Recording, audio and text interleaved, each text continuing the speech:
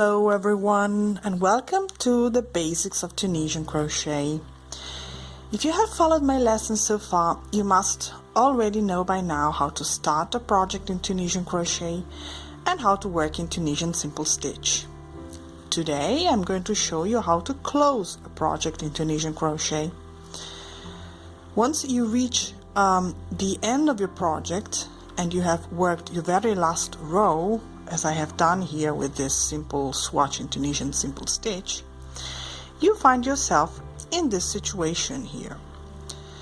So the stitches, as you see, look a little bit loose with big eyelets between them, and most important of all, there is no proper border along the edge.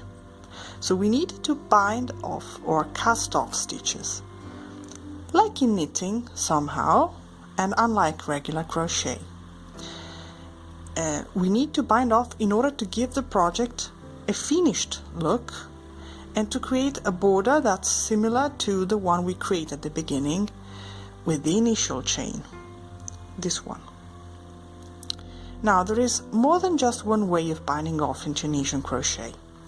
The first method I'm going to show you is what I call the standard method, and it's done like this.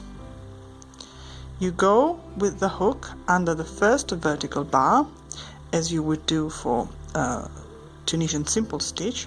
You yarn over and go with the yarn through the loop, up on the hook and through the loop again. This is a slip stitch.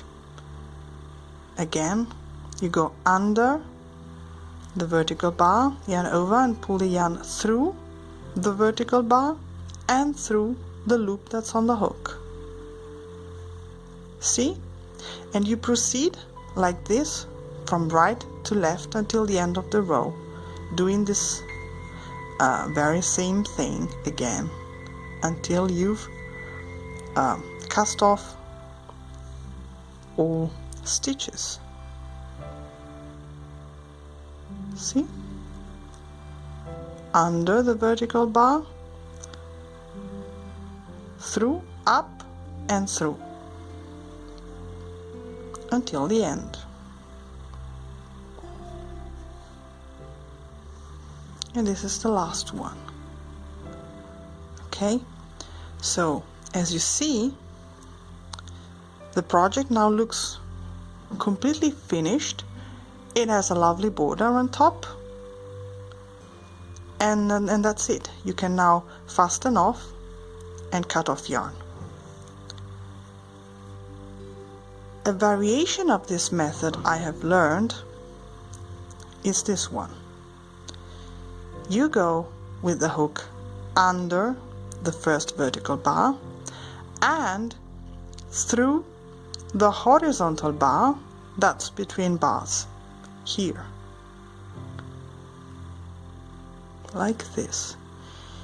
You yarn over and pull the yarn through the horizontal bar, through the vertical bar, up and through the loop that's on the hook, and you repeat this process until the end of the row. Make sure you insert the hook properly through the vertical bar, up and through the loop that's on the hook.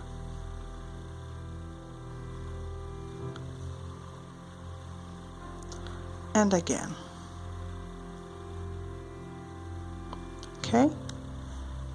And as you see, I am creating a border here as well. Another way of doing it is with single crochet, and this is what I call variation number 2. So what you do is, again, you go with the hook under the vertical bar, yarn over and pull the yarn through the vertical bar and up on the hook, then you yarn over again and perform a single crochet as in regular crochet. And you repeat this a across, up and single crochet.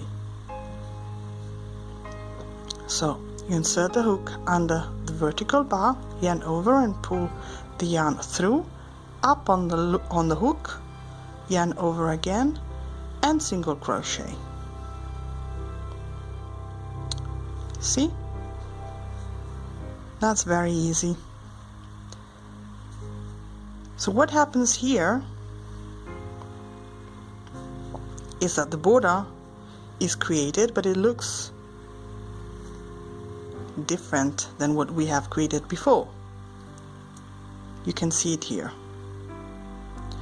So what I'm telling you is that the difference between these methods I've shown you is basically that the border looks either more towards north, towards up, as I've just shown you with the single crochet bind off, while with the standard bind off, as I have shown you, the border looks more towards front. It is slightly bent towards the front. So in this case it is similar to the one created at the beginning with the initial chain. So actually in Tunisian crochet you can bind off using the stitches you have used in the project. So for example, you can use a Tunisian double crochet to bind off in case you are doing a project using this stitch, with a Tunisian half double crochet in case you're using this stitch for the project, or you can insert the hook between front and back bar of a stitch and bind off using a knit stitch. Okay, in this case you will see that the border we create is bent towards the front of your work in a very clear way. You see, the stitch you use or the method you use to bind off also helps you to keep the curling of Tunisian crochet under control.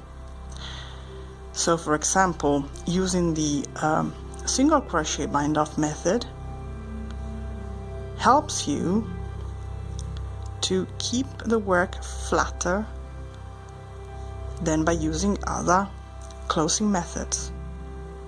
You see, because the stitch is naturally bent towards the top.